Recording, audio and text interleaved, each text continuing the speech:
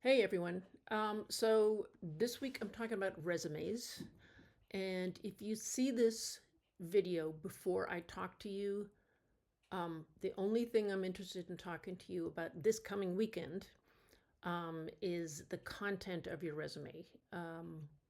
I'd rather you spend time getting the content of the resume together and working on the updates to your projects this weekend. So this video is in fact for the following weekend. However, watch it when it's good for you. Just don't feel like you have to do stuff about it immediately, if you know what I'm saying. A quick note, it's a very good idea to label your documents. So if you give me an essay, put your name in the label. If you give me your resume, put your name in the title of the document. Same for the cover letter. Now, you have to imagine that if you're sending your resume to a company or an individual, they're probably getting some other resumes. So they might have a whole folder filled with 20, 30, 40 resumes. You don't want to just say resume because that could be anybody. You want them to be able to know who they're opening the resume. And if they want to get back to your resume, you want to make it very easy for them to find your resume. Yeah, so obvious good practice. The other thing is if you put your name but a space before it, that means you automatically go to the top of the list. Just a little trick. Now, you are not the only people who know this trick now. Other people do as well. But, take whatever advantage you can. Good. Some of you are doing senior project this semester. If you've already done senior project, you just put your senior project into your portfolio. That's fine. If you're working on it this semester, don't put it into your portfolio until it's been signed off at the end of the semester by your professor. I'll talk more about putting your senior project in your portfolio just because it's a big deal and sometimes it's quite complicated and how do you present it. We'll talk about that later. You have an advisor, sometimes two advisors for your senior project. I'm interested in your senior project, but I don't want to become an additional voice in your ear saying, try this, do that, rah, rah, rah. Talk to your advisors about that till the end. At some point, I'd like to see what you're doing because I'm always happy to see your work. But in terms of me giving you advice, it's best if you just listen to your advisor because it can get quite complicated because you're getting all these different opinions. But it will end up in your portfolio. The only thing is, putting your senior project in your portfolio does not count towards portfolio class. The projects that you're doing in portfolio class are just portfolio class. That is not an addition to it. And the reason for this is if you're taking senior project now and you're depending on senior project to fulfill your portfolio, if you fail senior project, that means you automatically failed portfolio as well, which actually happened once. Because it just wasn't very good in one class, and that means it's also not going to be very good in another class. So separate classes until the end, and then we all come together. So your resume, I suspect most of you have resumes already, but we're just going through it from a design point of view. A resume is a document that relays your education, work experience, skills, software expertise, professional affiliations, a little bit of your interests, and ideally a whiff of your personality. And this all goes to a potential employer. And it's one page long. By the time we meet on Sunday and Monday, you will have put your resume content in your week 3 folder. You will need your website on your resume. If you don't have a dedicated website yet, sign up for a freebie portfolio site. For the purposes of portfolio class and for somebody just starting out, a freebie website is fine. Later on, you can get your own domain name if you don't have one already. There are also many freebie sites, like I've mentioned, such as WordPress, Behance, Adobe Portfolio, Coraflot, Cargo Collective, Carbon-Made, Dribbble, etc., etc. And in fact, I put an article on Brightspace Content, which is 11 different freebie sites for designers in 2025, and they just keep proliferating. There's loads of them out there. You don't need to put anything in your portfolio site yet, like I said last class, but you do need to have it there. And as the semester progresses, as you finish a project, you put it on there slowly as the projects get good.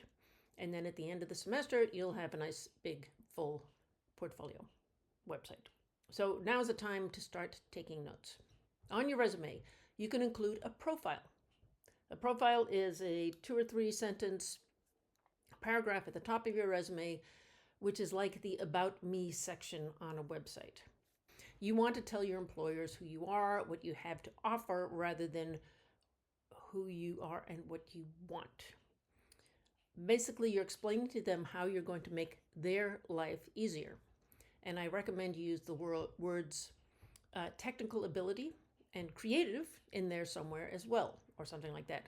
But you don't have to say I'm an expert at Photoshop. That will be evident in your resume information. You're more talking about yourself as a person and how you work and how you will be navigating the design world. And a little bit of humor helps. So when you're hinting at your personality, are you a reserved person, organized, energetic, thoughtful, driven, adventurous, friendly? You don't have to say, I'm an energetic person. You say something that demonstrates your energy. I'll talk to you individually about this because everybody's profile is different. Just give them a hint of why you're an interesting person to talk to, and that you're somebody that navigates the world in an interesting way. So in addition to your resume, you'll be including a cover letter with your resume. You can pour your heart out there. You can give them the whole story of your background and your ambitions. On the resume itself, you want to keep it short and snappy. We'll talk about cover letters in a sec. Not everyone likes profiles on their resume. I like them because it's an opportunity to encapsulate where you're coming from. But if all you're going to say is, I am a team player and I want a job, don't bother with a profile. Everybody says that. Nobody reads it. If you're making the effort to write a profile, make it memorable. A profile is not a requirement in this class. It's your choice. I like them. Let's talk about it. If you use AI for your profile, it might be good, but it might end up sounding like every other profile in the world. I'm leery of AI writing in short spurts because it tends to be very generic. You really want you to shine out here. So on your resume, you list all your software skills, including web coding and any web templates you might be familiar with, like Squarespace or Wix or Weebly or WordPress. Then you mention Adobe products. You have a Adobe section, and then you say Photoshop, After Effects, InDesign, Illustrator, la la la. You don't have to keep saying Adobe this and Adobe that. And then the same goes for Microsoft. Say Microsoft, Word, PowerPoint, Excel. You just list them off. And then Google Teams, Analytics. Any Google stuff that you know. Google Maps. I don't know. Once you don't have to keep repeating the names of those corporations. Include less mainstream software like Affinity products or Toon Boom or Handbrake or Figma, Canva. Definitely mention that. You do not need to put their logos on your resume. You're not an advertisement for them. You're an advertisement for yourself. And they're beautifully designed, and they tend to pull attention away from all the information about you. And you want to mention any AIs that you use. Firefly is an obvious one, but I was talking to one of you the other day, and you listed off about 5 that I'd never heard of before. So AIs keep coming along. So list them all. Now, this list is starting to become quite long. In the past, you could get away with like 5 or 10 programs, and now it's turning into sort of 20 or 30 programs. I'll talk about this more in the design section, but it is possible to just have a little thin column down the side of your resume that just lists all this stuff out. So don't worry about having too much stuff. It's very difficult to have too much stuff. We will do a clever design thing that will fit in all of this stuff and still keep it on one page. So unless you have lots of design experience, and a couple of you do in this class, you've been in the business for a while, but for those of you that don't have experience, put your education first because that's the most important thing. You don't need to put in the date when you started your education. All you need to do is include your expected graduation and then put the month and the year. If it takes you a long time to graduate, they don't need to know that. The important thing is that you're going to graduate, and that's the date that's important. If you don't have a lot of design experience, be detailed in the experience that you do have. Talk about the industry you were designing for in your internship. Be specific about projects and your responsibilities. Did you do any social media? Did you create brochures? Did you update their website? Be very specific about the things that you have done. And then you create two sections. One is called design experience and the other is called other experience. You put lots of detail in the design section and only a little bit of detail in the other section. So if you worked at Shake Shack, that's great. It shows that you're a responsible person and somebody was willing to pay you for your work. That's a good thing to have. But you don't have to go into all the details. Make the sandwiches and deliver the thing. And rah, rah, rah, rah. I worked at Shake Shack. Everybody knows what that is. The end. So there's an exception to this, and that's is if you've had an entire other career that is not design. And maybe you're an older student and you're moving into design. That's actually a very interesting background to bring into a design job. So if you've been years in another industry, you can provide more detail about your other career. I'll discuss this with you individually. One recruiter I spoke to said that businesses are looking for young designers that have more than just their education and work experience on their resumes. They want to see interest in your profession outside of your working day or your education. So how do you do this? Well, you join a professional design organization. You can do it this afternoon if you haven't already. If you're doing animation, it's SIGGRAPH, advertising, the One Club, the Art Directors Club, or 4As. For graphic design, it's Type Directors Club or AIGA. For illustrators, there's the Society of Illustrators, the Society of Publication Designers for people that want to go into magazines. I've put a list on Brightspace with some websites, and there's probably new ones of those coming along too. You pay for the privilege of joining these organizations. But as a student, you get a discount. So it's a very good idea to get your membership while it's cheap and see if this is the organization for you. As soon as you join, you put it on your resume. Then you go to an event and meet the people in charge and see if you want to volunteer to help out. These organizations are great networking opportunities for meeting people in the industry, hearing about work opportunities, and getting your face around town. And it shows a prospective employer that you are interested in a design career beyond just making a living. So join up and include it on your resume. The other thing is, so much design work is based at home these days. Some companies want people to come into the office more, but frequently you'll find yourself just working from your kitchen or your office. And you want to have contact with other designers because you're not going to school anymore. Once you graduate, you won't be going to classes with other people. So a way to hang out with people in the industry is to join these organizations. And, honestly, make new friends. Why not? Because when it's just you and your screen and the refrigerator grunting away in the background, it can get a little bit lonely. And, maybe you don't have a girlfriend or maybe you don't have a boyfriend. These are ways to meet people with similar interests. Anyway, join up. And if you don't want to do it for personal reasons, do it for professional reasons. Back to the resume.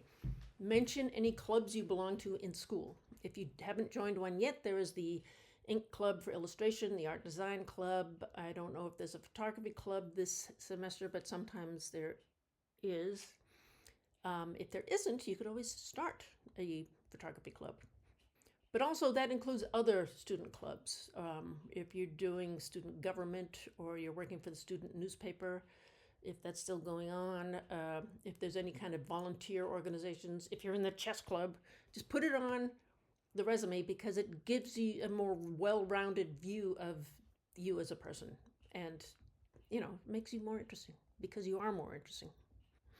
Your resume is a design opportunity where you can show off your creative skills just as much as any other project in your portfolio. I once got a job interview purely because of the design of my resume, and I got the job. A former student of mine worked as a receptionist, but when her boss saw her resume, he liked her logo so much that she ended up designing stuff for him. Design of your resume is important. But bigger companies will often want to read your resume with an optical scanner. If it's too designed, then it confuses the optical scanner. So it's a very good idea to have just a straight up Word version of your resume as well as a nicely designed one. As you assemble all your information for your resume, put that information on your LinkedIn profile and make sure your website is linked there as well. Keeping this information up to date means recruiters can contact you easily. For each of these channels, the designed resume, the scanner-friendly resume, LinkedIn resume, it's highly advisable that you include SEO words, which is search engine optimization. So you want words like digital, graphic designer, Adobe, typography, list off, in terms of the way you're describing what you do, After Effects, social media, AI, you have all that stuff worked into your resume and worked into your LinkedIn profile. I've posted a list of scanner and SEO friendly keywords on Brightspace content. Make sure these words are included somewhere in your resume and in your LinkedIn profile, and it will help recruiters find you.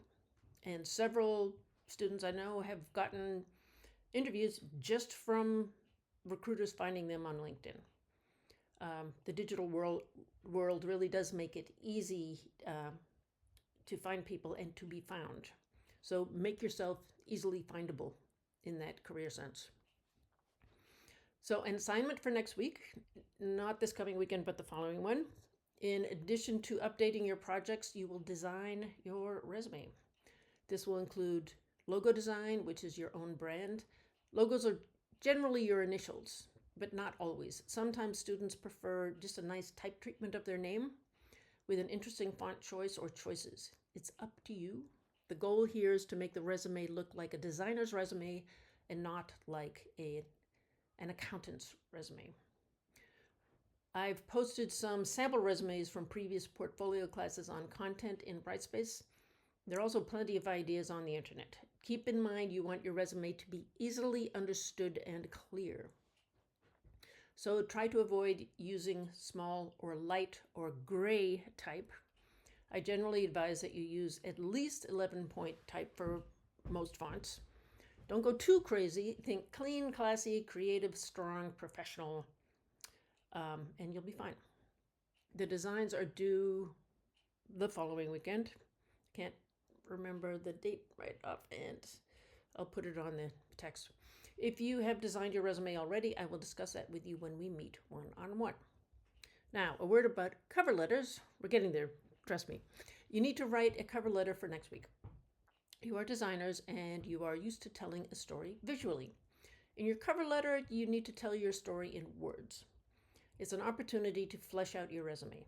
I'm posting an article on Brightspace which talks about design cover letters.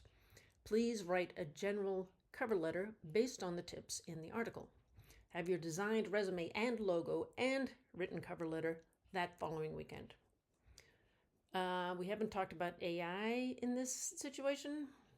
Again, I don't have a problem with you using ChatGPT. People have used it in the past to do cover letters.